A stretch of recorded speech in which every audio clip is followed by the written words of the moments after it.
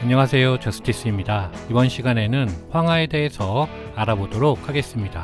황하는 낙양, 개봉 등 중국의 옛 수도를 품은 강으로 중국 문명의 요람으로 불립니다. 전체 길이가 약 5,500km로 중국에서 장강에 이어 두 번째로 깁니다. 큰 하천을 뜻하는 일반 명사 하가 원래는 황하를 지칭하는 고유명사였다는 사실은 널리 알려져 있습니다. 황하에서 황이라는 말은 노랗다라는 뜻이지만 실제로 황하의 색깔은 노란색은 아니고 황갈색에 가깝습니다. 강바닥에 황갈색의 침리가 두껍게 깔려있기 때문입니다. 황하도 지난 장강 영상처럼 한림TV 영상을 기본으로 제가 여러 자료를 통해서 조사하고 공부한 내용을 공유해 드리겠습니다. 따라서 중간에 틀릴 수도 있음을 미리 말씀드리고 틀린 부분은 지적해 주시면 고정 댓글로 반영하도록 하겠습니다. 그럼 시작하겠습니다.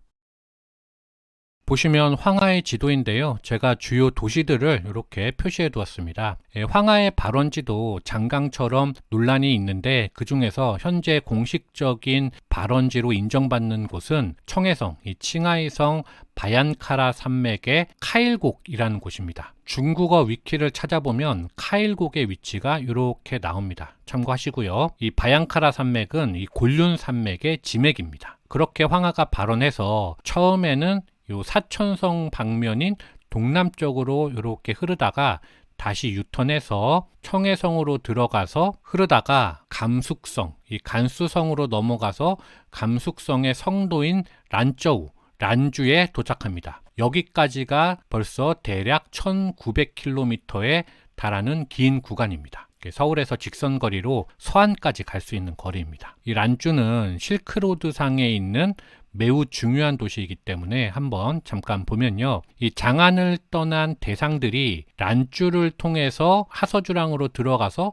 서역으로 넘어갔기 때문입니다. 여기가 칠엔 산맥이고요. 그 위가 이제 하서주랑이 이렇게 있겠죠. 대략 이쯤 될 겁니다. 그래서 이 란주를 누가 차지하느냐는 역사적으로 매우 중요한 문제였습니다. 그 중에서 그 대표적인 게 바로 당태종과 이 티베트 왕국의 송첸간포의 대결입니다. 이 둘이 명목상 그 겉으로는 당나라와 티베트 왕국 사이의 완충국으로 존재하던 토요콘의 지배권을 두고 싸웠지만 실제로는 실크로드의 핵심인 란주와 하서주랑을 차지하기 위해서 싸웠던 겁니다. 마치 유럽 역사에서 100년 전쟁이 프랑스 왕위계 승권을 두고 싸운 것 같지만 실제로는 플랜더스의 모직물 산업이나 기엔 지방의 포도주 산업을 두고 쟁탈전을 벌였던 것과 비슷합니다. 이 둘의 싸움은 결과적으로 이세민이 딸 문성공주를 송첸간포에게 보내면서 양국은 화친을 하게 되고 적어도 이후 몇십 년간은 평화를 유지하는 거죠. 참고로 문성공주가 이세민의 친딸은 아닙니다. 그렇게 두 나라가 평화를 유지하다가 이세민과 송첸간포가 모두 죽으니까 여기를 다시 차지하려고 두 나라가 또 싸우는 겁니다. 그 정도로 이 란주와 하서 지역은 경제적으로 중요했습니다. 그래서 이 중국 역사에서 하서 지역이라고 하는 곳이 바로 이쪽입니다. 란저우 근처에 있는 황하의 서쪽을 하서 지역이라고 한다 라고 알아두시면 되겠습니다. 그런 의미에서 하서주랑도 마찬가지의 용어이죠. 그리고 몇백 년 후에는 이 하서 지역을 근거로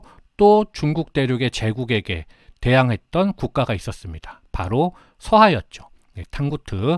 그 서하도 이 북쪽에 있었던 거란과 함께 이 북송을 엄청나게 괴롭혔던 국가입니다. 그래서 송나라가 이 북송이 이 서하에게 많은 세패를 바친 그런 역사를 가지고 있죠. 그 정도로 이 란주가 중요한 곳이고요. 그래서 이 황하가 란주를 지나서 감숙성 북부를 넘으면 닝샤후이 자치구로 넘어가게 됩니다. 이 닝샤후이 자치구는 많이 접해보시지 못하셨을 텐데요. 지도를 보시면은 바로 여기입니다. 이 지역, 이 감숙성과 내몽골 자치구 사이에 낑겨 있는 여기입니다. 닝샤 회족 자치구입니다. 회족, 이 회교, 이슬람교입니다. 중앙아시아에서 몽골 제국 시기에 이렇게 잡혀서 온 애들이 여기에 모여서 살았던 거죠. 그래서 다시 돌아가서 이 닝샤후이 자치국의 수도인 은천을 지나서 내몽골 자치구로 들어가서 오해를 거쳐서 계속 북상하다가 음산산맥에 막혀서 동쪽으로 방향을 틀고요. 그렇게 흘러가다가 탁극탁에서 지형의 경사가 남쪽으로 기울어지면서 남쪽 방향으로 방향을 틉니다. 이 란주에서 타크탁까지 거리도 대략 1200km 정도 되고요. 이 타크탁까지를 일반적으로 황하의 상류로 봅니다. 그 이유는 지형적으로 볼 때 여기까지가 황하가 산악지대를 흐르면서 비교적 유속도 빠르고 직선으로 가게 됩니다. 그리고 타크탁 이후부터 황토고원에서 발생한 퇴적물들이 본격적으로 황하에 쌓이게 됩니다. 중류로 가면서 이 황하의 생태계가 변화하는 거죠. 그렇게 황하는 중류가 돼서 남쪽으로 이렇게 대협곡을 타고 흐릅니다. 여기를 진진대협곡이라고 하는데요. 춘추시대에 황하 동쪽에도 진나라가 있었고 황하 서쪽에도 진나라가 있었고 해서 진진대협곡이라고 부릅니다. 이 진진대협곡의 남쪽 끝이 바로 등용문의 전설이 있는 그 용문, 룽먼이 있는 곳입니다. 이쯤 됩니다. 이 용문이 물살이 엄청 세서 물고기도 거슬러 올라갈 수 없는 곳이라는 거죠. 그런데 만약에 그 물고기가 그 강물을 거슬러 오르면 그 물고기는 용이 된다는 전설이 있었습니다.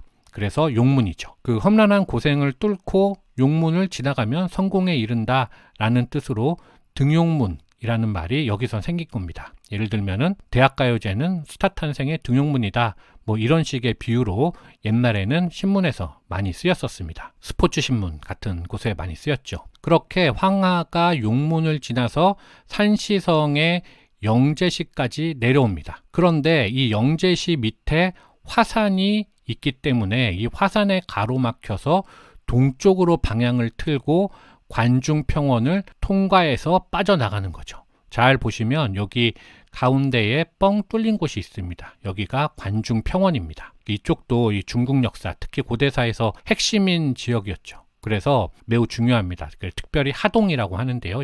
여기 하동 지역이라고 하면 바로 여기 영제시에 있는 요 황하 동쪽을 말하는 지역이다라고 보시면 됩니다. 그리고 바로 이 지점에 황하 남쪽에 설치된 것이 바로 동관입니다.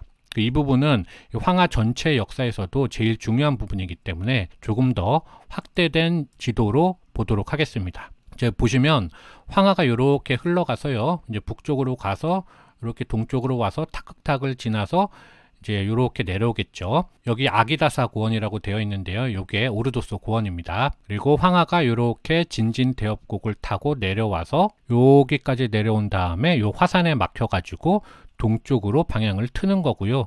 여기 X표 된 것이 바로 동관입니다. 그리고 그 동관 동쪽으로 대략 2에서 30km 정도 가면 여기가 함곡관입니다. 그리고 여기 전체를 관중평원이라고 부르는 거죠. 한 고조 유방이 중원에서 관중으로 쳐들어오는 적을 막기 위해서 설치한 것이 바로 동관입니다. 이 함곡관은 그 유방 이전에 이미 그 지어져 있던 거를 유방이 고쳐서 쓴 거고요. 중원에서 이 장안으로 쳐들어오려면 반드시 함곡관을 통과해야만 했었습니다. 그리고 유방이 이 함곡관 하나로 부족하니까 이 동관을 하나 더 만든 거죠. 그래서 함곡관을 기준으로 동쪽이 관동지방이 되는 거고요. 이 함곡관을 기준으로 서쪽이 관중지방이 되는 겁니다. 일부에서는 이 관동이라는 말에 대비하기 위해서 관서라고 말하기도 하는데요. 보통은 관중이라고 부릅니다. 이 관동 지역, 다른 말로 중원에 있는 강력한 제국이 장안으로 쳐들어올 때 반드시 함곡관과 동관을 거쳐야만 했던 이유는 함곡관과 동관을 거쳐야만 황하를 건너지 않고 장안에 도착할 수 있기 때문이었습니다. 보시는 것처럼 이 장안이 황하의 남쪽에 있으니까 만약에 함곡관 동관을 거치면 이렇게 와가지고 장안에 도착할 수 있지만 만약에 함곡관과 동관이 무서워서 피하겠다, 그래서 북쪽으로 오겠다 하면 여기서 황하를 한번 건너고 여기서 황하를 한번 더 건너야 됩니다. 적어도 강을 2번을 건너야 하는데 그게 더 어려웠습니다. 차라리 함곡관과 동관을 뚫는 게 낫죠. 그래서 관중평원이 천연의 요새였던 겁니다. 지형적으로 볼 때. 거꾸로 중원이 아니라 관중의 입장에서 이 수도 장안의 관점으로 보면 장안은 북쪽으로는 황하라는 천연의 해자가 있고 황하 말고도 사방이 산과 강으로 막혀 있어서 쳐들어오기가 거의 불가능한 곳이었습니다. 이 북쪽에는 낙하도 있고요. 이 경화도 있고 위화도 있고요. 그리고 그 밖에 또 여러 산들, 그리고 남쪽으로는 진령산맥이 딱 가로막고 있어서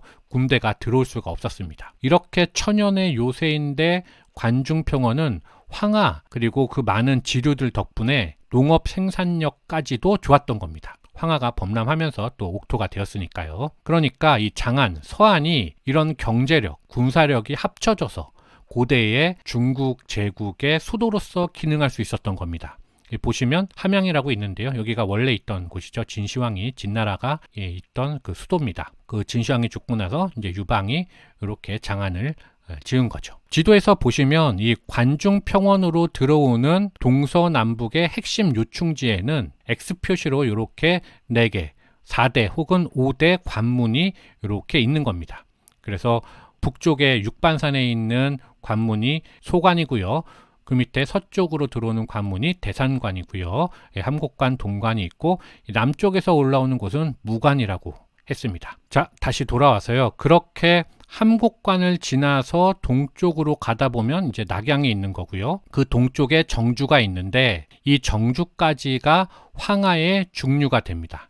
이 탁극탁부터 정주까지의 거리는 대략 1400km 정도 됩니다. 이 정주까지를 중류로 구분하는 이유는 이 구간이 주로 황토고원을 통과하면서 황하가 산악지대에서 화북의 평야지대로 옮겨가는 과도기적 지형을 그리고 있기 때문입니다. 황하 하류로 유입되는 토사의 90%를 이 중류 구간에서 발생시키는 거죠. 그래서 상류와 중류는 수질도 크게 다릅니다. 그래서 정주부터는 화북 평야로 흐르다가 보하이만, 바레만으로 빠져나가는 거죠. 이 황하 하류의 총 길이가 약 800km 정도 된다고 합니다. 이 화북 평야가 바로 비옥한 충적토가 쌓여서 주요 농업지대가 되었던 거죠. 그런데 황하 하류는 중류에서 머금고 온 퇴적물이 이 하류에 몽땅 다 쌓이다 보니까 강바닥이 점점 높아져서 결국에는 그 강의 수위가 주변 땅들보다도 높아져 버린다는 것이 항상 문제였습니다. 그래서 황하 주변에 제방을 쌓지 않으면 물이 넘쳐서 견딜 수가 없었던 거죠. 그런데 만약에 제방이 무너져 버리면 오히려 대형 홍수로 번져서 농경지나 마을, 도시들을 다 휩쓸어 버린 겁니다. 그래서 이 황하 하류의 홍수를 막아보려고 크게 지은 댐이 바로 산문엽댐이죠. 샨먼샤댐, 러양 들어오기 전에 대략 이쯤에 있습니다. 그리고 치수에 실패해서 만약 대홍수가 한번 휩쓸고 나면 물길이 여러 번 바뀌기도 했습니다. 그래서 역사적으로 보면 황하 하류의 치수 문제는 언제나 제국의 존폐와 직결되는 문제였죠. 지금 보시는 그림이 황하의 유로 변화 내역입니다. 보시면 우스 리버, 우왕의 강이라고 되어 있는데요. before 602년, 기원전 이렇게 되어 있으니까요. 602년 전에는 이렇게 노란색, 분홍색으로 이렇게 흘렀다. 그러다가 웨스턴한, 전한 시대에는 여기 짙은 분홍색으로 이렇게 흘렀다.